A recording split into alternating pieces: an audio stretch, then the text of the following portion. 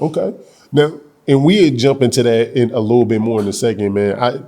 Being that it's our first time getting a chance to meet, man, I want to be able to give everybody the story, the journey, what groomed you to become this juggernaut that you are today. So you're a Brooklyn native. Big facts. It's my hood. Word. Yeah, man. What was that upbringing like for you in Brooklyn? I think it was crazy in the 90s. You know what I mean? Like, it was really crazy in the 90s. The crack epidemic was still at a high alarming rate. Crackheads every day. I would see crack vials on the floor on my way to school. We weren't well off. We were poor. You know what I mean? And at the same time, I was Puerto Rican. So, when I would go to school, there was always still like little racial tensions and stuff, the Spanish kids and the white boy. We always make fun of the white boys. There always be one white boy in the class, you know what I mean? But, you had the projects, you had the side blocks. It was just, I was well taught early on like what sides to pick on. And, you know what I mean? Now I look back and I'm like, yo, that's not how a kid should think. But, that's how it was. Brooklyn wasn't no fair ones out there fighting all the time. I was suspended in school. By 4th grade, I got kicked out of my public school. I was suspended, I think, 11 times by March. They was like, he gotta go. He gotta go. You know what I mean? And they sent me in another school. I put my middle finger up in the graduation picture. For what? I don't know. Me and my boys did it. They almost expelled me out of there too. So it was just like, I don't know, man. I was always the life of the party too. You know what I mean? I was always the class clown and talkative and be chilling. But, one thing that always helped me was I was a good learner. I was an easy listener and a good learner. So, it worked out for me after a while. Well, I've always been asking this question for everyone I've interviewed here in New York. Because y'all are ground zero hip hop, how were you introduced to hip hop? I lived on Myrtle Ave, right? So, on Myrtle, you would see Rockefeller Vans, Jay-Z, Bleak. Like, they were people that we knew that knew these individuals. So you would hear music like exclusively, or you would see, them driving down the Ave, or Big and them was a couple blocks up. Jay and them was to the left.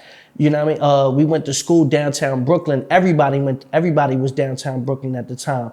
So I would just hear hip hop. I would hear mixtapes. I would hear music all the time. And it was just like immediately, you know what I mean? The first song I heard was METHOD, man. Got you. That's and what's I up. remember my step pops blasting it in the crib. You know what I mean? I'm like, yo, this is hard. And then from there, it was just, from there, I just loved it. I would learn lyrics, memorize them, and then just rap them back to my classmates. Like, you know what I mean? And then eventually I'll freestyle my own little line in their own verses, and from there it just kept on going. Now, when you came in approaching hip hop, when did you decide yourself to like really jump out there and be an artist and start rapping yourself? Was in high school. Shout out my bro, A Junior. We used to rap in the ciphers, in the cafeteria, in the hallways. And my man, A Junior, he used to produce since he was like 7th grade. Never told none of us. We in high school by this time. And he just told me one day, he was like, yo, E, come with me to my crib. I got beats. Don't tell nobody. Let's make a song. I don't know why he picked me out of the group. There was better rappers around the time, but that was my bro. To this day, we work together. So it was crazy. I was like, yeah, boom, we cut class. He lived all the way in Far Rockaway. We was downtown Brooklyn. Went out there, laid down a track, and from there, it was instant. I was like, oh, I got an advantage. I could make music. He was teaching me how to count bars, 16s, 8-bar structure. From there, as a kid, that's all I wanted to do after that. So I definitely got to credit my boy A Junior on that. That's what's up, man. So like now you get into this, and you into the music phase.